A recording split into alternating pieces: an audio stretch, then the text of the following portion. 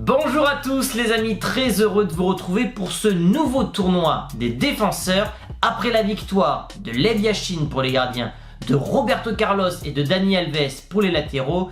Récemment, Paolo Maldini, d'où le maillot aujourd'hui, a gagné une finale, on va dire controversée contre le monstre Beckenbauer. Maldini a donc gagné sa place dans le 11 all-time, mais qui va l'accompagner aujourd'hui? Un joueur se dégage, un joueur est plus cité que les autres, c'est Sergio Ramos. Palmarès hors du commun, charisme, buteur, défenseur rugueux, il a tout pour accompagner Maldini dans cette défense, mais va-t-il pour autant gagner ce tournoi des défenseurs? C'est ce qu'on va découvrir tout de suite.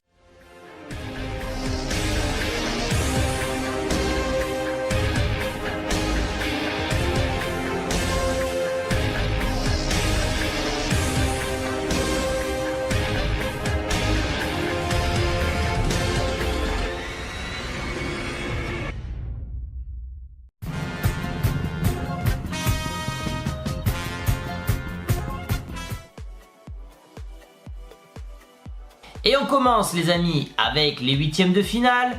Le premier huitième est un duel 100% italien. Chiellini, le défenseur et capitaine actuel de la Juve, face à son compatriote Cannavaro, champion du monde et Ballon d'Or en 2006. Et là, pas de surprise, c'est Cannavaro qui s'impose facilement avec 69% des suffrages. Cannavaro qui est donc officiellement le premier quart finaliste de ce tournoi. Et on continue avec une affiche qui aurait pu être une finale. Alessandro Nesta qui a porté les couleurs rossoneri contre Sergio Ramos, le grandissime favori de ce tournoi. Alessandro Nesta peut-il créer la surprise et sortir Ramos dès les huitièmes de finale? Eh bien non, c'est l'Espagnol qui s'impose très facilement. 83% des suffrages vont pour lui. Ramos qui affrontera donc Cannavaro en quart finale. Alors là, c'est l'affiche qui n'a pas créé polémique, mais c'était une affiche qui faisait rire un peu les gens, puisque c'était Pepe contre Materazzi, deux bouchers, deux joueurs qu'on a adoré, détesté. Qui va s'en sortir dans ce duel de bouchers? C'est Pepe qui a gagné la décima avec le Real, plus de 70% des votes vont pour le Portugais. Pepe qui ira donc en quart de finale. Allez, dernier huitième de finale les amis, de l'arbre côté gauche. Est-ce qu'on aura un duel 100% madrilène en quart de finale? Puisque Varane affronte Carles Puyol, la légende du Barça qui a notamment fait le sextuplé, qui a été champion du monde avec l'Espagne. Est-ce que notre Frenchie Varane va éliminer la légende espagnole? Eh bien non, puisque c'est Carles Puyol qui est donc qualifié avec 77% des suffrages. On aura donc un duel Pepe-Puyol qui va faire des étincelles en quart de finale.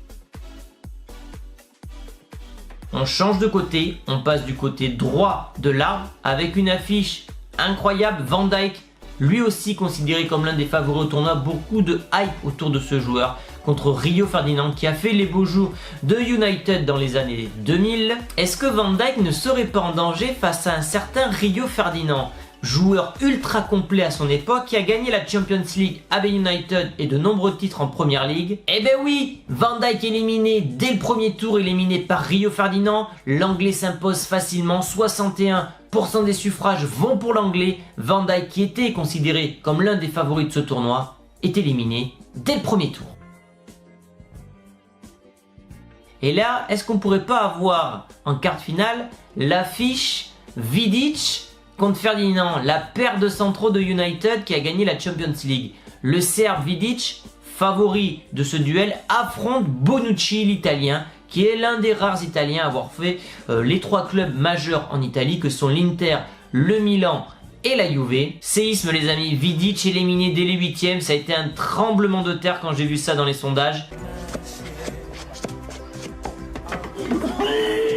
Bonucci qui crée donc la surprise, comme quoi tout est possible dans ces tournois. Bonucci qui ira donc en quart de finale, peut-être pour enchaîner sur Rio Ferdinand. Allez, on attaque un duel que j'aime bien. Boateng, la légende allemande qui fait les beaux jours du Bayern, qui a été champion du monde en 2014, contre John Terry, qui, si vous avez vu ma vidéo précédente, fait partie de mes top 3 en défense centrale. J'adore ce joueur. Est-ce que Terry pourrait pas passer à la casserole lui aussi face à un Boateng souvent sous-coté? Et non, c'est Terry qui s'impose, 77% des votes vont pour l'anglais, Terry qui goûtera donc à la saveur des quarts finales. Et enfin les amis, dernier huitième de finale, Piqué, le catalan et qui est fier d'être catalan contre Thiago Silva qui va bientôt quitter le PSG à la fin de la Champions League. Silva, comme je dis, qui est souvent le bouc émissaire du PSG alors que certes oui il a quelques erreurs à son actif mais pas que. Je trouve qu'il a fait quand même de très grands matchs avec le club parisien contre Piqué qui au contraire je trouve est un peu surcoté. Je trouve qu'il a beaucoup de carences au niveau de la défense mais pourtant c'est lui qui se qualifie et qui élimine le Brésilien. Piqué qui affrontera donc Terry en quart de finale.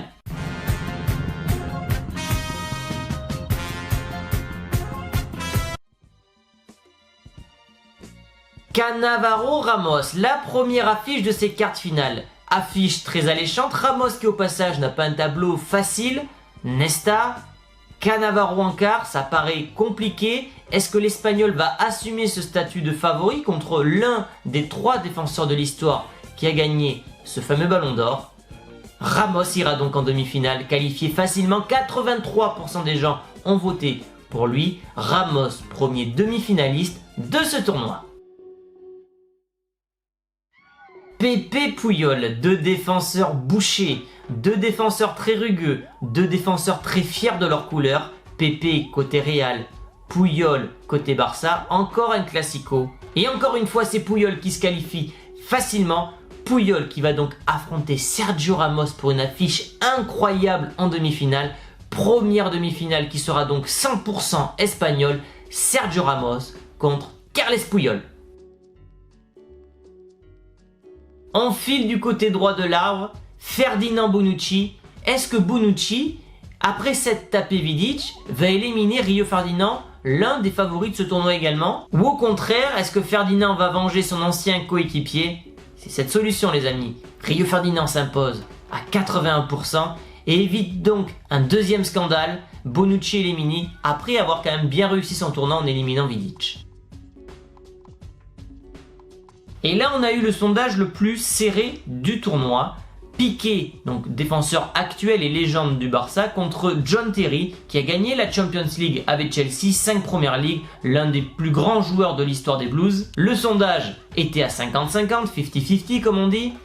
Et comme vous me connaissez, j'ai laissé tourner le sondage jusqu'à ce qu'un joueur se détache. Et ce joueur, c'était John Terry qui élimine Piqué avec 59% des voix. On aura d'un côté une demi-finale 100% espagnole et de l'autre côté une demi-finale 100% anglaise. John Terry contre Rio Ferdinand.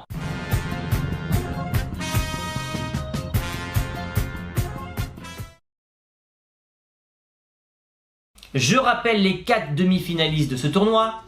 Ramos, Puyol, Ferdinand, John Terry, 4 joueurs extraordinaires et l'un d'eux va rejoindre Paolo Maldini qui sera l'élu. Première demi-finale, Sergio Ramos contre Carles Puyol. Pour ceux qui suivent la chaîne depuis longtemps, vous n'êtes pas sans savoir que cette affiche Puyol-Ramos n'est pas la première de la chaîne. En effet, j'avais fait un versus le 11 du Real contre le 11 du Barça et évidemment on avait eu un duel Ramos-Puyol.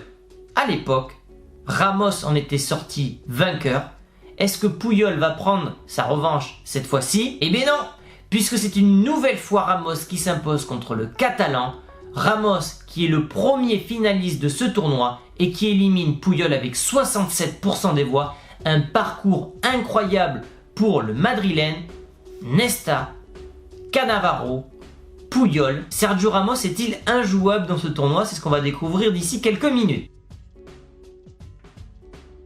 On file de l'autre côté de l'arbre pour une demi-finale très excitante, très alléchante.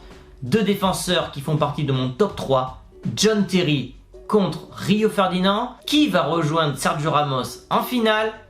C'est Rio Ferdinand qui sera finaliste. Victoire facile contre John Terry. Et quelle finale les amis! Quelle finale! Sergio Ramos, Rio Ferdinand. L'un des deux va rejoindre Paolo Maldini dans la défense centrale all-time.